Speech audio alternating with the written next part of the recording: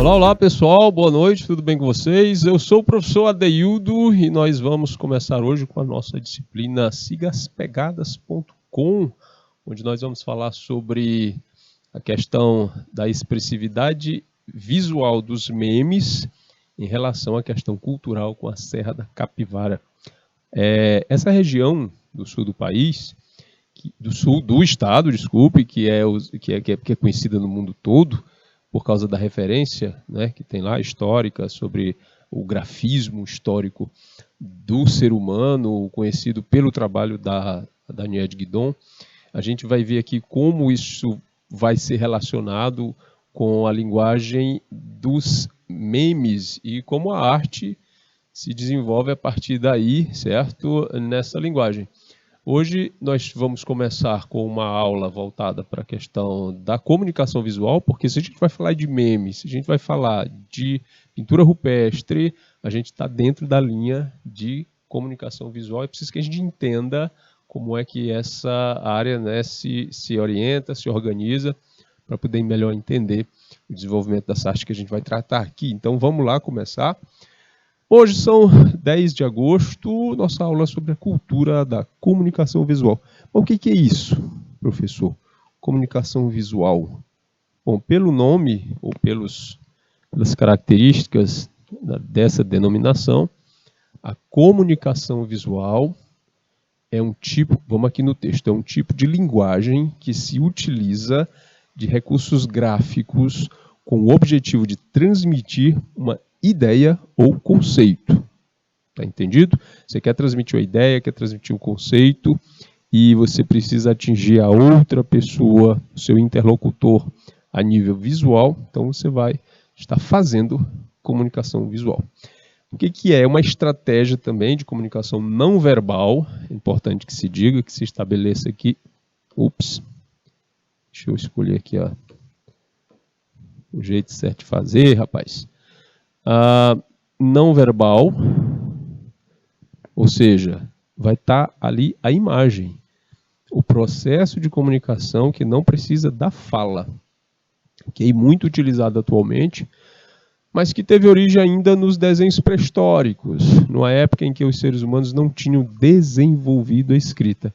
E aí que a gente entra, certo, para entender o que aconteceu na Serra da Capivara, por que ela é tão importante, por que aquela linguagem de lá ela é bastante estudada e o que isso tem a ver com o meme, que a gente vai ver depois.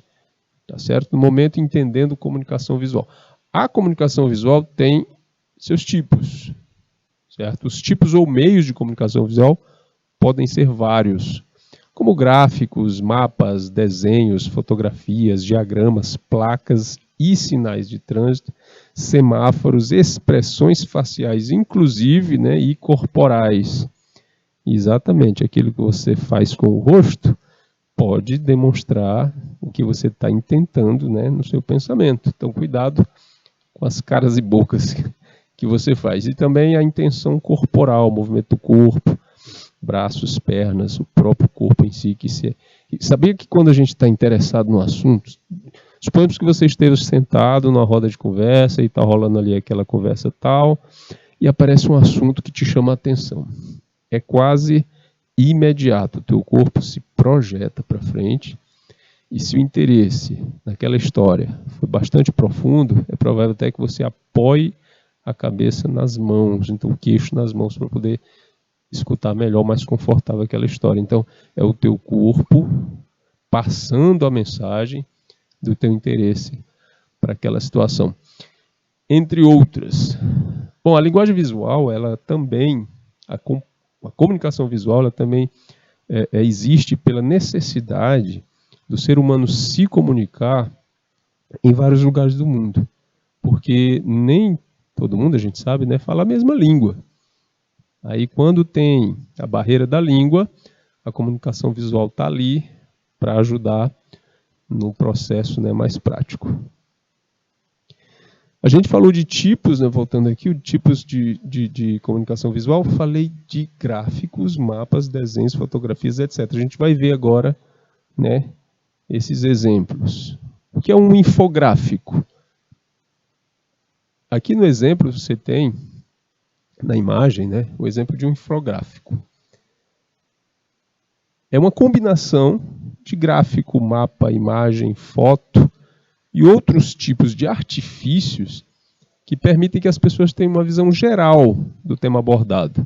Certo? É uma explicação de um assunto através de um gráfico, de maneira direta, simples, certo? E bastante visual. Então isso facilita a compreensão. É usado para dar um dinamismo maior à informação que se quer passar. Esse tipo de comunicação visual passou a ser bastante usada em livros didáticos e em revistas de variedades. Muitas vezes revistas direcionadas a um tema científico. Tem uma revista bastante popular chamada Super Interessante, que ela meio que revolucionou essa linguagem para poder chegar mais rápido, né, na questão da informação para os adolescentes principalmente. Chegar a fazer a mensagem científica chegar mais rápido. Então os infográficos na revista Super Interessante foram se desenvolvendo, certo? E ganharam até prêmios. Antes dela, antes da revista Super Interessante, a gente tinha também uma revista chamada Ciência Hoje. Ela era mais sisuda, mais, né, digamos assim, para um público não tão adolescente, um público já mais adulto, que tinha, e de uma geração onde a leitura era mais da questão textual mesmo. Pra vocês terem uma ideia, essa coisa da transformação dos livros didáticos e das revistas de informação, a partir da década de 80, foi porque essa geração nova, eu falo de uma geração da década de 80, que já está aí com seus 40 e poucos anos, é uma geração que estava procurando por uma facilitação mesmo da comunicação mais rápida, mais prática, certo? Os livros didáticos, eu vou falar aqui de um exemplo próprio, do tempo em que eu fazia o fundamental, eram muito pouco ilustrados. Eu vou um pouquinho mais atrás, do meu fundamental, quarto aninho, um livro de ciências, eu lembro muito bem dele, ele era um livro pequeno e que tinha pouquíssimas ilustrações em preto e branco, era texto. E aí a gente tinha que ficar vidrado, né, que ficar ali concentrado na leitura do texto.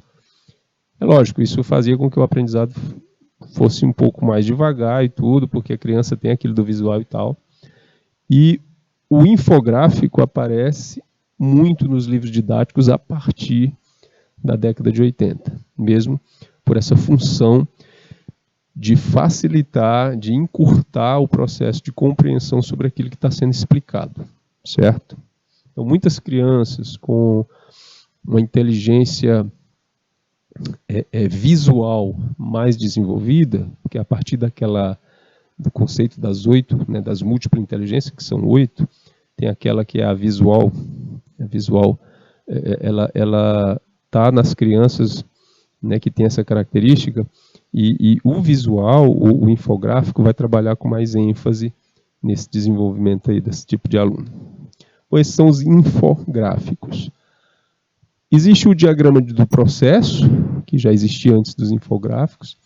Em muitos casos, eles são usados em empresas, né? Uma empresa precisa realizar um grande trabalho que deve ser feito em etapas.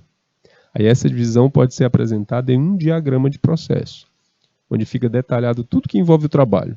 Essa medida facilita a visualização e a compreensão do todo, além de contribuir na organização dos prazos.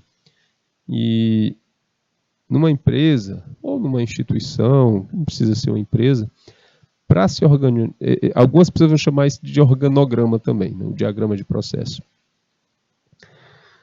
Para se organizar, para saber quem vai ser responsável por tal atividade e ligado a qual outra pessoa e a qual outros setores isso vai sendo estabelecido, de maneira que a leitura do diagrama de processo possa ajudar na compreensão dessa organização. Certo? Não é como o infográfico, ele não está para explicar um assunto, explicar uma teoria, explicar um texto, mas para informar sobre como está sendo organizado aquele processo dentro daquela empresa, dentro daquela instituição. Isso geralmente o diagrama ele é entregue para as pessoas ou ele fica fixado no lugar da empresa ou da instituição, né, de fácil acesso para todo mundo visualizar. Certo? Diagrama de processo. O mapa, esse é bastante conhecido de todo mundo. Bom, um dos tipos de comunicação visual mais antigos da história, os mapas podem ser utilizados para localizar quase tudo em um determinado espaço. Podem estar em shoppings, cidades turísticas, ambientes rurais e atualmente estão presentes até em nossos celulares pelo GPS. E assim, quando a gente está lá na escola aprendendo geografia, a gente vai aprender sobre mapa. Quando a gente está vendo matemática, a gente aprende sobre os espaços da nossa casa, por exemplo, para trabalhar a medida de área. Isso também é um mapa, né? A planta baixa da casa. Em geografia também a questão da cidade e tudo mais. Esse tipo de mapa, colocado aí, divisão política do Brasil, ele é mais trabalhado para as primeiras séries do fundamental, né, para facilitar a organização aí na cabeça das crianças como a coisa se dá. Mas todo mundo está mais familiarizado hoje em dia com essa visualização, né, de um mapa por satélite. Quando você está buscando no GPS alguma coisa, ou em sites especializados nesse tipo de busca, assim, usando a rede, né, que está ali na nossa órbita da Terra de satélites de localização, aí a gente pode ter essa visão do jeito que ela está aí, né, do satélite. Então vai mostrar não só as divisões políticas, mas o chamado mapa físico, que é como ele se apresenta realmente na natureza, certo?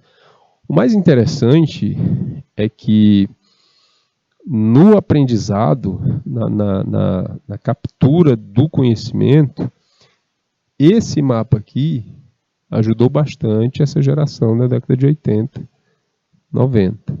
Com o advento das tecnologias, as crianças hoje podem pegar um tablet ou um celular, entrar num aplicativo que tem disponível esse tipo de visualização e sair ali do bairro dela, porque vai estar a foto lá igualzinho que está no real, e vai se distanciando cada vez mais. Ela tem a visão do bairro, da cidade, depois da questão física dos vários municípios, depois ela tem uma noção do estado e vai distanciando até ver o planeta todo.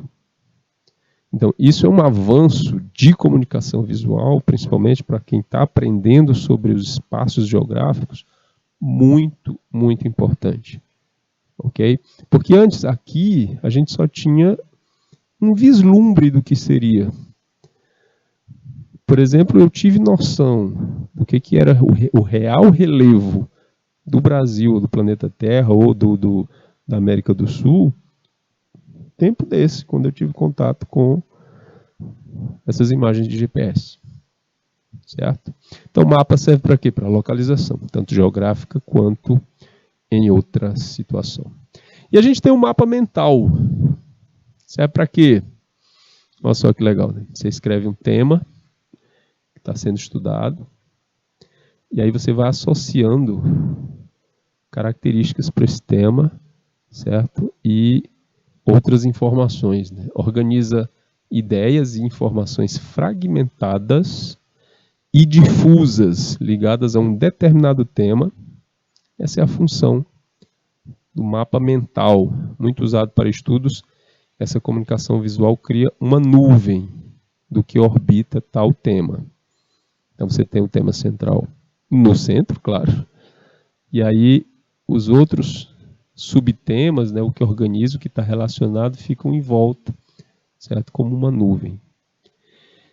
Esse recurso é usado bastante, né, no fundamental, no ensino médio também, quando a jovem quer fazer, é como se fossem os antigos resumos que a gente fazia, certo? Só que ele fica visualmente mais atrativo. É quase o infográfico, mas aí ele vai ser formado mais pela questão das informações sobre o tema, certo? Vamos dizer assim, é de consulta rápida. Você faz o seu mapa mental, deixa guardado.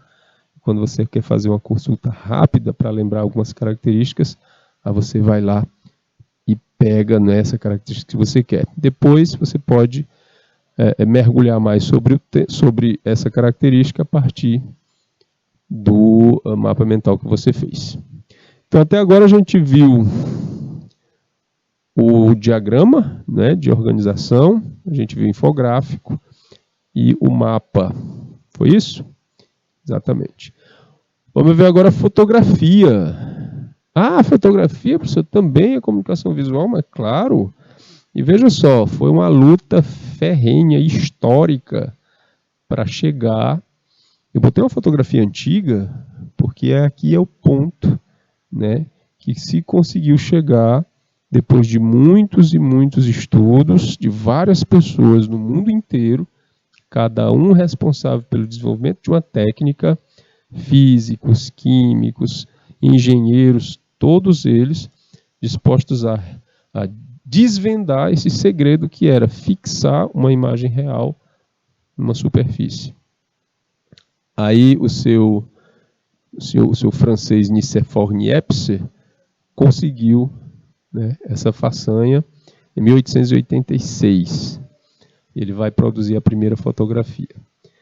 As fotografias são responsáveis por imortalizar um determinado momento, né? As fotos transmitem informações que podem ser entendidas de formas diferentes, dependendo do contexto sociocultural, né, de quem as enxerga. Como assim, professor? Bom, dependendo do contexto sociocultural, as pessoas vão fazer leituras diferentes da fotografia. Nesse caso aqui, olhando para essa fotografia, nós vamos fazer uma leitura temporal, né? Identificando que as pessoas que estão na fotografia, mesmo por causa de como o espaço está organizado, essa motocicleta, o modelo, a própria fotografia em preto e branco, e o cavaleiro ali atrás, a gente vai entender que é de um recorte temporal diferente do nosso, ok? E de um espaço físico mergulhado nesse recorte temporal também diferente do nosso. Uma pessoa que nunca viu uma motocicleta na vida, e eu acredito que seja bastante raro, ela não vai identificar. Vai ficar se perguntando o que é isso. Então depende muito da vivência. Um exemplo disso é o jornalismo fotográfico, que capta um fragmento de uma determinada situação. Tratando de novo aqui sobre a questão histórica da fotografia, eu falava que o Nicéphore Niepce, em 1886, conseguiu fixar uma imagem numa superfície sensível à luz. Foi a primeira fotografia. A fotografia foi preta e branca durante vários anos, e as tentativas de torná-la colorida não demoraram muito, até se conseguir. Mas o grande problema da fotografia no início era o tamanho da máquina que registrava essa imagem. A chamada câmara escura já era conhecida desde Leonardo da Vinci, certo?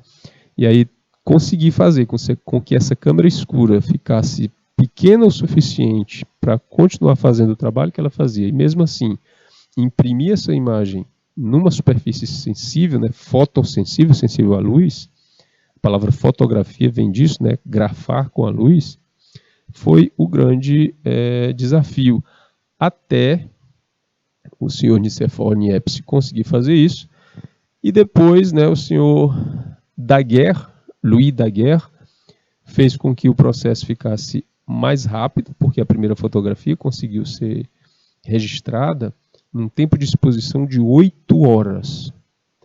O Daguerre faz esse tempo cair para 30 minutos, e o senhor Kodak, já no final do século XIX, início do século XX, faz com que esse tempo caia para 1 minuto só. Então você só precisava ficar 1 minuto paradinho enquanto ele registrava. E o tamanho da máquina também diminuiu e ela passou a ser portátil. De lá para cá, a característica da fotografia só foi sendo atualizada. certo? Com as novas tecnologias, até aparecer a tecnologia da formação de imagem através de pontos coloridos digitais, os chamados pixels. Quando você tem numa polegada quadrada cerca de 1000 pixels que formam uma imagem, então você tem uma imagem de 1 megapixel, certo?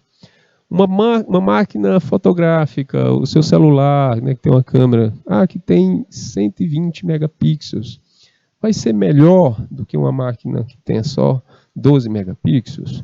Em termos de qualidade de foto, sim, certo? Em termos de qualidade artística, nem tanto, porque quem faz a foto é quem aperta o botãozinho lá para registrar. Então, a visão da sensibilidade do artista ainda vai fazer uma foto boa.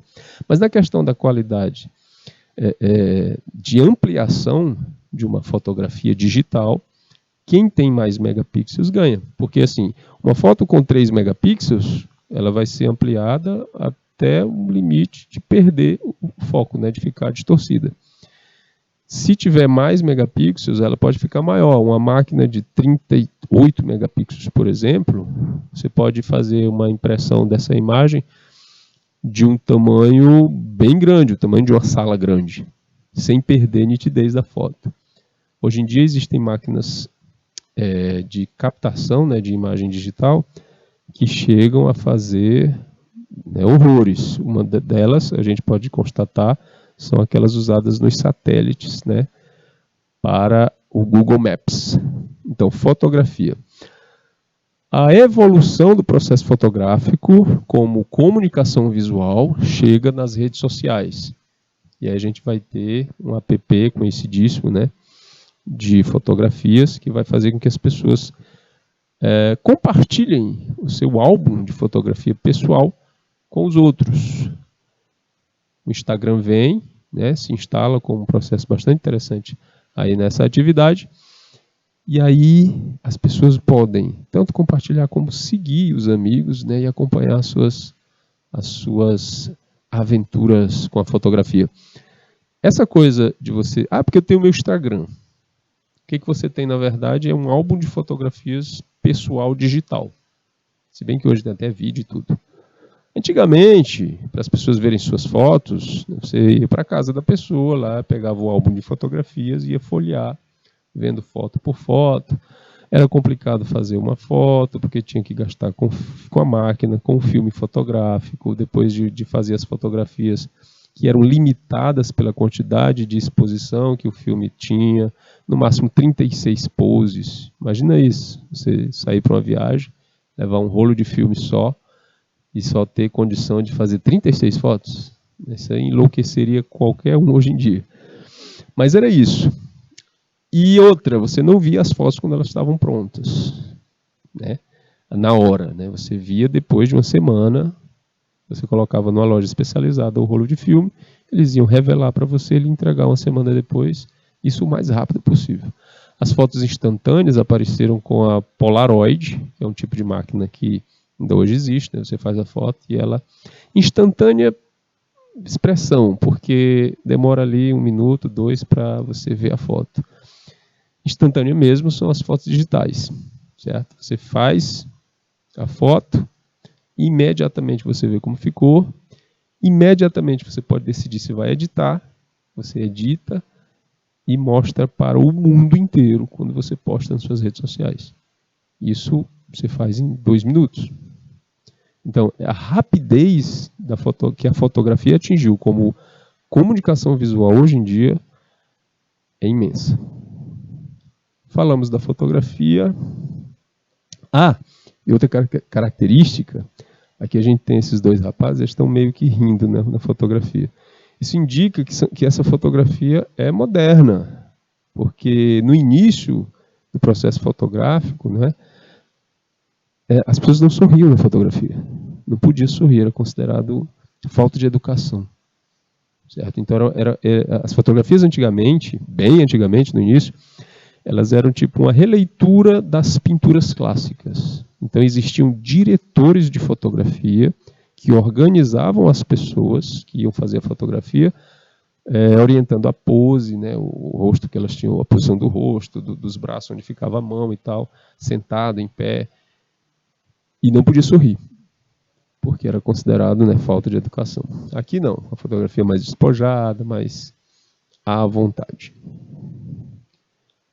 E é lógico que com o desenvolvimento da fotografia a gente vai ter o vídeo, que é a imagem em movimento. Foi descoberto que, depois, durante o processo fotográfico, que a repetição, aliás, antes do processo fotográfico, já se sabia que a repetição de imagens em uma certa quantidade a uma velocidade, ele cria a ilusão de movimento.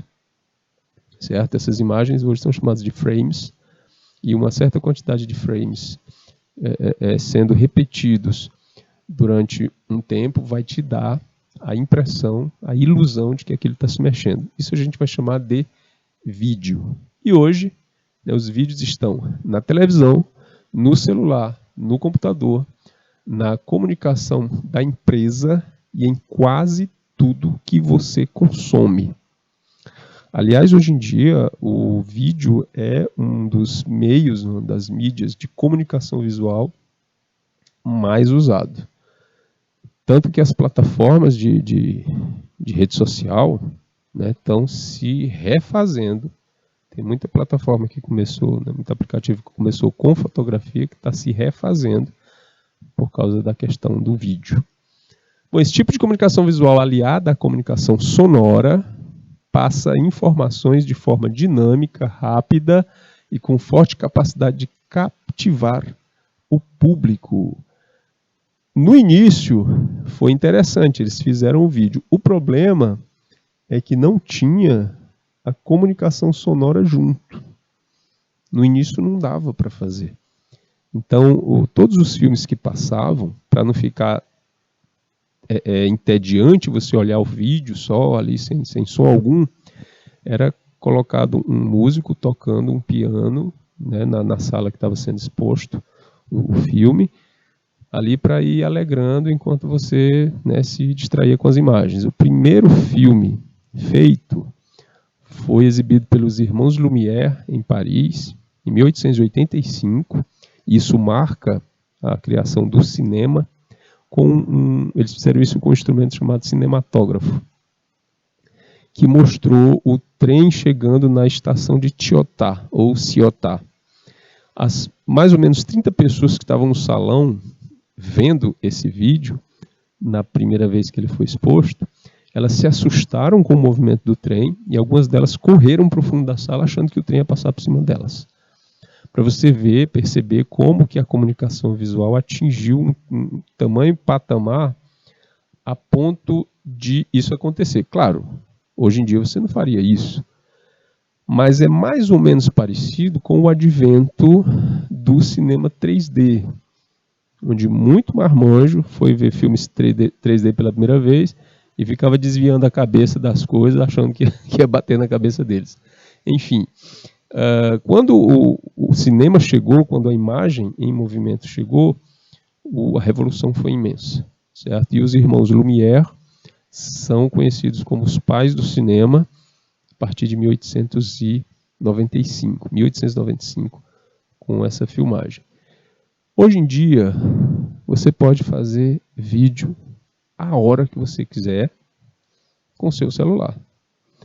Aliás, a gente vai fazer qualquer coisa com o celular, né? Daqui a pouco a gente está fazendo até panelada com ele. Enfim, você pega o seu celular, faz o seu vídeo, edita, bota som, bota filtro, bota o que for. E o melhor, você mostra para o mundo inteiro.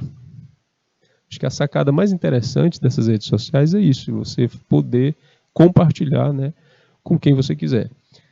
No desenvolvimento da questão visual, para acompanhar, para desenvolver tudo, é preciso ter alguns conhecimentos técnicos, mas o celular, o aparelho de celular, o smartphone, ele trouxe para a gente, certo, uma facilidade muito grande de qualquer um ter condições de manipular, né, a edição de um vídeo, certo, ou a postagem em rede social. Bom, precisa de ajuda para profissionalizar a comunicação de sua empresa? Ou a sua própria? Então, aqui ele vai fazer uma propagandinha, né, Dual Comunica, conta com isso, etc. E tal. Vídeo, Olha só, também a gente tem a língua de sinais. Exatamente, como comunicação visual, a gente tem a língua de sinais. Essa língua de sinais é usada pelas pessoas surdas, ok? Aqui no Brasil é chamado de Libras. Libras. Língua Brasileira de Sinais. Libras. Que é uma forma de comunicação bastante complexa, que usa como ferramenta símbolos visuais feitos através de gestos. E culturalmente, certo? Essas línguas de sinais, elas vão mudando de país para país, de região para região, porque alguns símbolos, certo, são muito próprios de um local e eles acabam tendo que ser, inclusive, aprendidos. Um intérprete de Libras, bem preparado, de língua brasileira de sinais, muitas vezes ele tem que saber que numa região aquele sinal significa uma coisa, em outra região ele significa outra. Existem aspectos exclusivos de uma cidade do interior do Ceará que desenvolveu sua própria língua de sinais. Enfim, o gesto das mãos, a expressão do rosto, certo? E os símbolos criados através dessa atividade corporal ajuda infinitamente quem não ouve. Agora, é um processo que requer uma alfabetização, certo? Um aprendizado. Então, as pessoas que são surdas e que não passam por esse aprendizado ficam ali limitadas, né? Então, é por isso importante ter a alfabetização em língua de sinais e a preparação, né, de pessoas, de intérpretes, para que a coisa vá mais longe, certo? Então, vamos lá. Quais são os elementos da comunicação visual? Bom, além daqueles que a gente já tratou aqui, nós temos com frequência, né, usados na comunicação visual, os pontos, as formas, as setas, as linhas, as formas geométricas, as texturas e cores. Okay? Esses são recursos que ajudam o interlocutor a transmitir a mensagem e algumas vezes, né, há legendas indicando o que significa cada um desses ícones. Em um mapa, por exemplo. Na leitura tem gente que sofre com a leitura de mapa, com a leitura de legenda, porque não se habituou, certo, na sua formação, com esse tipo de leitura. Então, muitas vezes ele está aqui num shopping e na entrada dos shoppings, geralmente, tem um mapa para você se localizar. Tipo assim, estou aqui, que é o ponto, né, de leitura do mapa. E aí várias setas coloridas, com indicação de plaquinhas para onde você vai, etc. e tal. Tem gente que não consegue, porque falta ali o sentido de orientação. Essa coisa de direita e esquerda, para cima e para baixo, beleza, todo mundo sabe. Agora é incrível a quantidade de pessoas que têm dificuldade com direita e esquerda. Tem um caso interessante aqui em Teresina, de 2 lugares que são muito diferentes na hora de se encontrar nesses lugares. São 2 shoppings. E há uma discussão, há uma verdadeira... tem debates, né, sobre isso, que é um shopping que tem uma planta mais quadrada e o outro que tem uma planta circular, com um espaço central, certo? Que é o Riverside Shopping. O outro é o Teresina Shopping. São os 2 shoppings mais antigos daqui. Há quem prefira estar no Riverside porque ele é circular. Mas são poucas pessoas. Muitas delas dizem se perder naquele shopping exatamente por causa do formato circular central e das praças, né, que são acessadas através desse círculo. E tem o Teresina Shopping, que é mais geométrico, né, cheio de... O outro também é geométrico, mas esse não é circular, é cheio de retângulos. Enfim, pessoalmente, eu prefiro andar no Teresina Shopping, porque eu sei para onde eu estou indo. O outro eu fico girando no meio e dá-lhe tempo para eu achar onde eu estava. Mas, enfim, quando você tem o traquejo com a identificação de símbolos, até fica fácil para você identificar placas, se orientar, através de cores. Por exemplo, nas clínicas aqui da cidade de Teresina, nós somos conhecidos como centro de saúde, muitas delas resolveram organizar a orientação dos pacientes através de pontos coloridos no chão. Onde é que fica o laboratório tal? O laboratório para entregar o exame de sangue, por exemplo. Siga as bolinhas verdes. Aí você sai seguindo as bolinhas, vai bater lá no lugar. Facilita bastante. Mesmo porque, como você trata com um público variado, certo? E você está atendendo muita gente, e você ficar o tempo todo falando, não, você segue a direita, depois a esquerda, dá a volta, está repetindo isso tudo. Eles resolveram, no final dos anos, no início dos anos 2000, aqui em Teresina, uma clínica começou com isso, e as outras foram estabelecendo um padrão. Então é mais fácil estar pintado no chão, você segue, ok? E é mais fácil seguir as bolinhas que se sucedem, eles dão um espaço de mais ou menos quase 1 metro entre uma e outra, do que se colocassem setas, porque as setas muitas vezes também confundem algumas pessoas. Enfim, esse tipo de situação, usando pontos, formas, setas e linhas, ou formas geométricas, texturas e cores, são elementos essenciais da comunicação visual. Um exemplo daquilo que eu falei do mapa de orientação é esse aqui, do metrô de São Paulo. O mapa do metrô da cidade de São Paulo é um exemplo de diagrama com linguagem visual que apresenta vários elementos. Vai ter linha, vai ter ponto, círculo, cores e uma legenda para ajudar na leitura. É na identificação da forma e da cor que você vai fazer a leitura, no caso aqui, né, do mapa do metrô. Ok? Agora, por que a comunicação visual é importante? Bom, isso está meio intrínseco na gente. A gente sabe o que é importante, certo? Mas, basicamente, a comunicação visual é importante porque tem um alcance de compreensão muito amplo, podendo ser decodificada por pessoas de diversos países com idiomas e culturas diferentes, pois não há a utilização de palavras. É o caso do semáforo, o sinal. O vermelho significa pare, geralmente ele está em cima. O amarelo significa atenção, ele está no meio.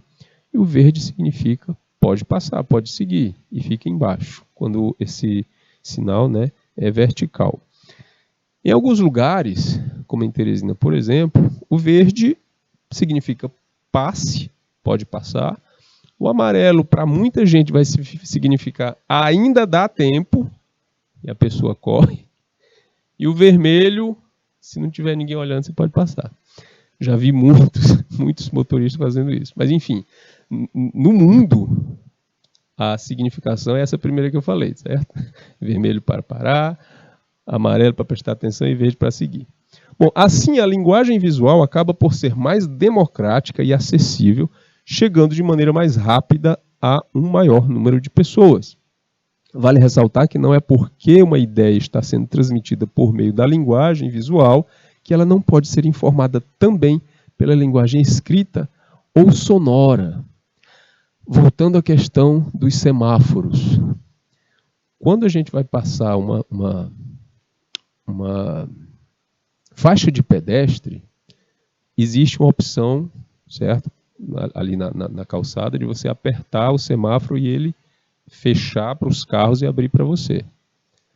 Em algumas situações, e se pensando nas pessoas com deficiência visual, é acionado também um alarme, um som, que esse som vai identificar o tempo que o sinal está aberto para você passar e o momento que ele vai fechar. Então, aqueles sinais sonoros são interessantes também para atender não só quem vê, mas quem também não tem a visão. Ok? E muitas vezes os gráficos e desenhos vêm como uma forma de complementar a mensagem, garantindo que ela foi passada e compreendida corretamente. Quando a gente estiver analisando a questão da Serra da Capivara e suas várias linguagens gráficas e visuais, certo? A gente vai entender também muito mais coisas sobre isso. Bom, comunicação visual na publicidade e no mercado de trabalho, esse termo comunicação visual está muito relacionado à publicidade e marketing, tanto que quando a gente fala de comunicação visual, a maior parte das pessoas vão entender como propaganda e marketing, certo? Por quê? Porque são áreas de mercado de trabalho, né, que se utilizam grandemente dessa linguagem. Juntamente por terem como propósito difundir mensagens, propagar ideias e gerar interesses nas pessoas, o profissional de comunicação visual ou designer visual lança mão de diversas maneiras de atingir o seu público. Exemplos são os logotipos, rótulos e identidades visuais de uma marca, aplicados em postagens em redes sociais, panfletos, banners, diagramação de sites e outros materiais da empresa. Os mais conhecidos, gente, são os logotipos e rótulos. No caso dos logotipos, os das empresas mais famosas são os mais rapidamente identificados. Os rótulos, a gente pode trazer aqui como exemplo o caso do leite de rosas, um produto usado como desodorante, que nunca mudou o frasco é o mesmo. E do amido de milho maisena. Por quê? Porque eles estão tão estabelecidos no mercado e tão reconhecidamente visíveis que, se mudar, eles desaparecem da prateleira. Por isso que o leite de rosa nunca mudou a sua embalagem. E a maisena é tão forte essa questão que os outros produtos de amido de milho imitam a identidade visual da maisena para poderem ser vistos na prateleira. Próxima vez que você for ao supermercado, dê uma olhadinha nisso para você ver como é real. E, continuando, os emojis. Sua importância na comunicação visual e significados. Quem não sabe o que é emoji, né?